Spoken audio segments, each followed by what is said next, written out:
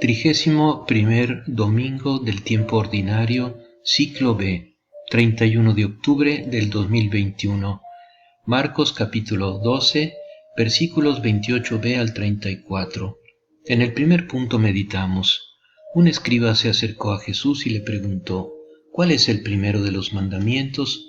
Jesús respondió: el primero es: escucha, Israel, el Señor nuestro Dios es el único Señor, y tú amarás al Señor tu Dios con todo tu corazón y con toda tu alma, con todo tu espíritu y con todas tus fuerzas.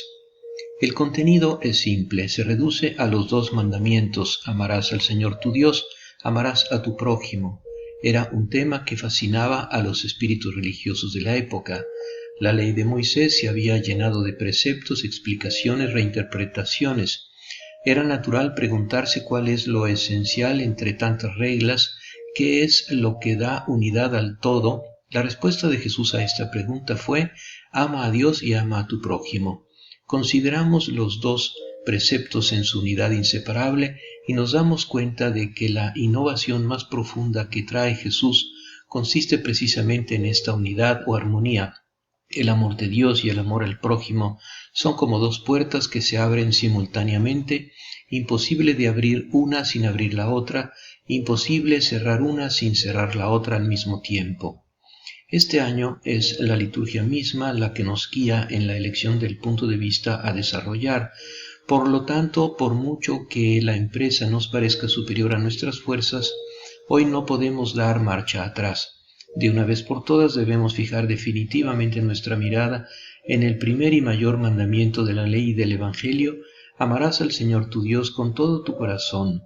Un amor bajo mandato, todos sabemos que es una contradicción y que no es posible.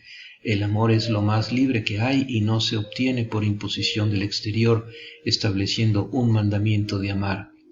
Después de todo, Dios no sabría qué hacer con el amor constreñido. Cuando uno ha probado una vez lo que significa ser amado libremente, dice Dios, las sumisiones ya no tienen sabor.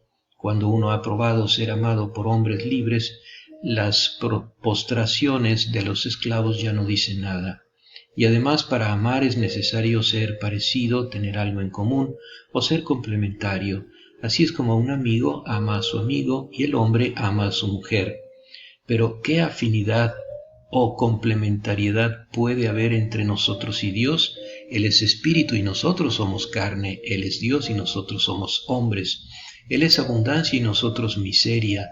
Impresionados por estas objeciones, muchos intérpretes de la Biblia creyeron que tenían que explicar el mandamiento de Cristo de esta manera. Jesús no nos pide para Dios que no se ve un amor subjetivo, sino solo un amor objetivo. Es decir, no nos pide que sintamos ese sentimiento y transporte particular del corazón que siente quien ama a otra persona, sino que hagamos la voluntad de Dios. En otras palabras, nos pide acciones, no sentimientos. ¿Quién no recuerda ese dicho de Jesús? Si me aman, observarán mis mandamientos. Un amor, se diría con la fuerza de los brazos, un amor que compromete a todo y solo la voluntad, no también al corazón y a la persona entera con sus recursos emocionales y su impulso vital. Un amor sin alegría, porque no hay alegría sin impulso vital. Pero todo esto suscita un inquietante confronto. El mundo está lleno de un amor tan frío. Se lee continuamente, sobre todo en las revistas femeninas, confesiones de mujeres casadas que dicen hacer todo su deber por su marido, sacrificarse hasta el punto del heroísmo por él, pero sin amarlo, sin sentir ningún entusiasmo por él. ¿Estamos seguros de que lo que Dios quiere para sí mismo es un amor así? Se nos recuerda entonces que Jesús especificó: con todo tu corazón, con todas tus fuerzas. También recordamos que en la época de Jesús, incluso los filósofos paganos conocían el amor de Dios como un deber. Asimilarse a Dios, imitar su belleza y su bondad como Platón, o su impasibilidad los estoicos, eran máximas corrientes. Entonces, ¿cuál es la novedad de la Biblia en comparación con Platón? La respuesta está contenida precisamente en esa palabra de la aclamación al Evangelio. Si alguno me ama, cumplirá mi palabra, solo que su interpretación necesita ser revisada. El significado de la oración no es: si alguien observa mi palabra, ha hecho todo lo necesario para amarme, pero lo es en cambio si alguien me ama, él y solo estos podrán cumplir mi palabra. Tanto es así que Jesús también puede añadir, el que no me ama no observará mis palabras. Es decir, no puede cumplirlas. El amor es la causa, no el efecto de la observancia. Este último es, más que nada, el signo visible y el reflejo del amor, y es también, por supuesto, su confirmación y autenticación. En la duda, tan natural para nosotros, ya sea de verdadero amor a Dios o solo de ilusión y exaltación, Jesús nos da un criterio de discernimiento, la observancia de su palabra y sus mandamientos, y de manera muy especial de su mandamiento que es el amor al prójimo. Pero ¿qué es este misterioso amor de Dios que precede a toda práctica y a toda respuesta del hombre, pero que en efecto lo suscita y lo hace posible? Es la elección de Dios, lo que los teólogos llaman la opción fundamental. Es algo que nace y crece simultáneamente con la fe y la esperanza, y como la fe y la esperanza es un don, la virtud teológica de la caridad. Por lo tanto, esta elección es posible con una condición, que Dios primero nos elige y nos ame. Pero esta condición se cumplió. En esto está el amor. No fuimos nosotros los que amamos a Dios, sino que Él fue quien nos amó. Amamos porque Él nos amó primero. Está todo aquí. También podemos amar a Dios con ese otro amor más integral, más subjetivo y experimental, más humano, en fin, porque Él fue el primero en amarnos y amándonos creó en nosotros una nueva capacidad, canceló todas esas diferencias de nivel entre el espíritu y la carne, entre Dios y el hombre. A esta capacidad la llamamos gracia. San Pablo se refiere a ella cuando habla de la caridad que Dios ha derramado por el Espíritu en nuestro corazón y gracias a la cual podemos llamarlo Abba, es decir, papá. Para llamarlo queremos decir no solo con palabras, sino con este entusiasmo, con esa confianza que un niño que se siente amado por su padre, siente cuando por la noche lo ve regresar, corre a su encuentro y se deja llevar por él cerca de su mejilla. Es el profeta Oseas quien aplica esta imagen a Dios. Es este tipo de confianza y amor por Dios al alcance de nosotros también. Alguien, dado el giro que ha tomado nuestro discurso, ya se habrá desanimado y habrá dejado de creer que le concierne personalmente.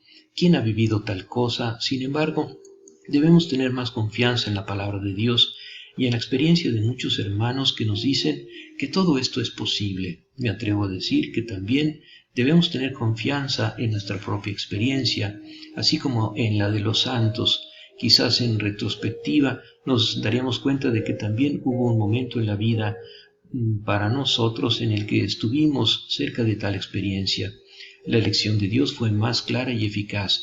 Su recuerdo, cuando afloraba, catalizaba todo el alma y flotaba, por así decirlo, sobre todo lo demás, llenándonos de seguridad y alegría.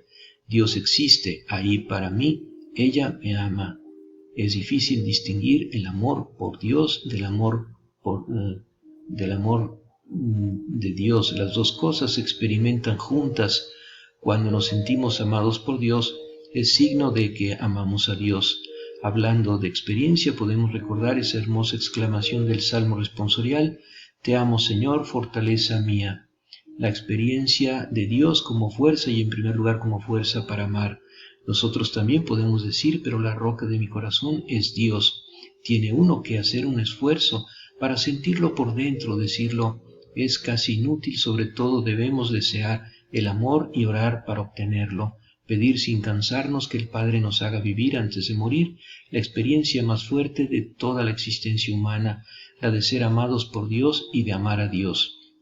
Recordemos algunas voces de grandes amantes de Dios. San Pablo, que escribió: si alguno no ama al Señor, sea anatema. Solo el amor permanece para siempre, incluso después de que hayan cesado la fe y la esperanza.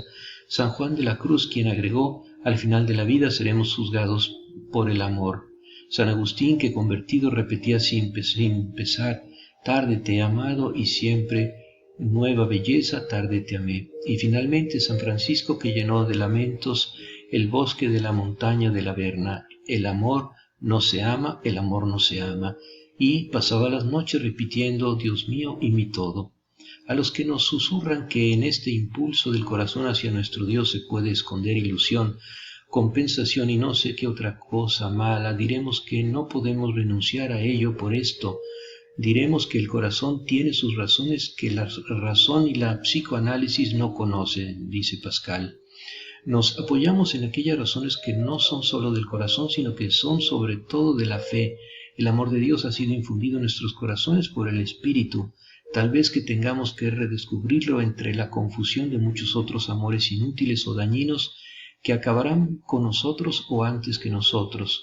Para que esto suceda, oramos, repetimos a Dios durante años y si es necesario durante toda la vida esa invocación. Dame un signo de benevolencia, dame un signo de que me amas, déjame experimentar el amor filial para que mi corazón se expanda y corra en lugar de arrastrarme por el camino de tus mandamientos. Hazme amarte sobre todas las cosas y todas las cosas en ti, que no hay otro Dios además de ti, en mi corazón ningún ídolo o Dios ajeno, que despierte tus justos celos. Hazme amarte, Señor, mi fuerza. Señor Jesús, danos un corazón puro y ardiente, capaz de saberse amado por Dios y de amarlo por encima de todas las cosas. En el segundo punto meditamos, el segundo es amarás a tu prójimo como a ti mismo. No hay otro mandamiento más grande que estos. Fuimos creados a imagen y semejanza de Dios, por lo que nuestro amor por los demás debe reflejar el amor con el que Él nos ama y con el que lo amamos. Espíritu Santo, fuente del amor, danos la gracia de saber amar y servir a todos, especialmente a las personas problemáticas, a las que nos hacen daño, a las que nos insultan y nos persiguen. En el tercer punto meditamos, el escriba le dijo, muy bien, maestro, tiene razón al decir que hay un solo Dios y no hay otro más que Él, y que amarlo con todo el corazón, con toda la inteligencia y con todas las fuerzas, y amar al prójimo como a sí mismo vale más que todos los holocaustos y todos los sacrificios. Jesús, al ver que había respondido tan acertadamente, le dijo, tú no estás lejos del reino de Dios, y nadie se atrevió a hacerle más preguntas. En la oración íntima y en la vida cotidiana estamos llamados a confesar nuestra fe en el único Dios verdadero y a amarlo con todo nuestro ser y, por tanto, también al prójimo como buenos samaritanos. Esta es la ofrenda que agrada a Dios, esta es la vida sabia de quien está cerca de Jesús y del reino de Dios. María, Madre del amor hermoso, enséñanos a amar como tú y tu Hijo Jesús, siempre con más generosidad y fidelidad, para gloria de Dios Padre. Amén.